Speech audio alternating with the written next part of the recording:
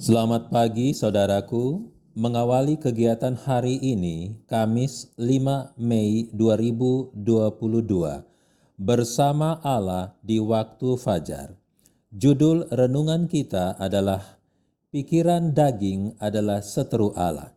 Firman Tuhan dalam Roma 8 ayat 7 dan 8.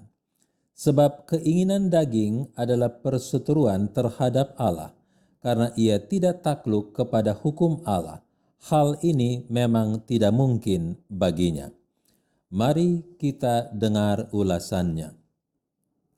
Manusia pada mulanya dikarunia kuasa berpikir yang mulia dan seimbang. Manusia itu sempurna tubuhnya, selaras dengan kehendak Allah. Pikiran-pikirannya bersih, maksud-maksudnya pun suci. Tetapi karena durhaka, kuasanya berubah, lalu mementingkan diri sendiri, mengambil alih tempat kasih itu. Keadaannya menjadi amat lemah karena pelanggarannya itu, sehingga membuat dia tidak mungkin dengan kekuatannya sendiri melawan kuasa kejahatan itu. Dia telah ditawan setan dan akan tetap dikuasainya kalau Tuhan Allah tidak turut campur tangan secara khusus. Maksud penggoda ialah menghalang-halangi rencana ilahi di dalam penciptaan manusia itu, lalu memenuhi bumi ini dengan bencana yang memilukan.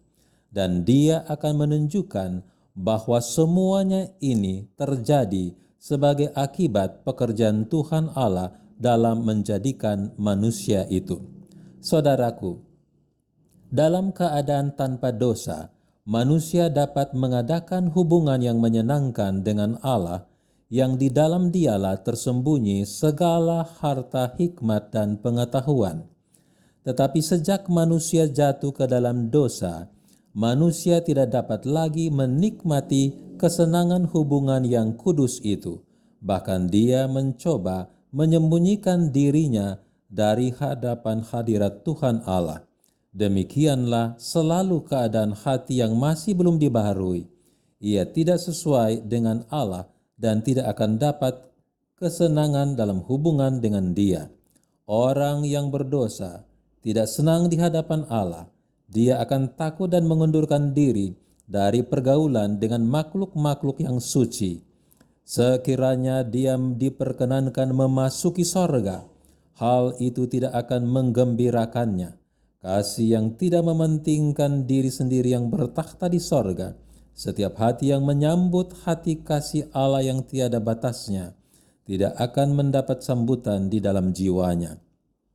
Pikiran-pikirannya yang memikat hatinya, motif-motif yang terdapat padanya berlawanan dengan orang-orang yang tiada berdosa yang tinggal di sana.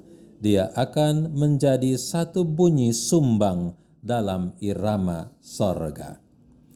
Inti perenungan adalah cinta diri dan hasrat kedagingan berseberangan dengan kesucian dan pikiran mulia.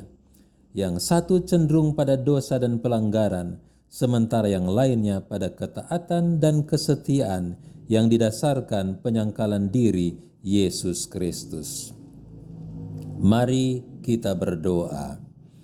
Bapa, sanggupkan kami untuk tetap menghormati gambar Kristus yang tidak pernah salah. Juga anugerahi kami kuasa-Mu Tuhan, agar kami kuat dan sanggup berpikir dan bertindak sesuai kehendak-Mu. Bapa, dalam tangan-Mu kami serahkan hidup kami hari ini. Jadilah kehendak-Mu, bukan kehendak kami. Dalam nama Yesus Kristus. Amin. Demikian perenungan kita hari ini. Tuhan Yesus memberkati. Shalom.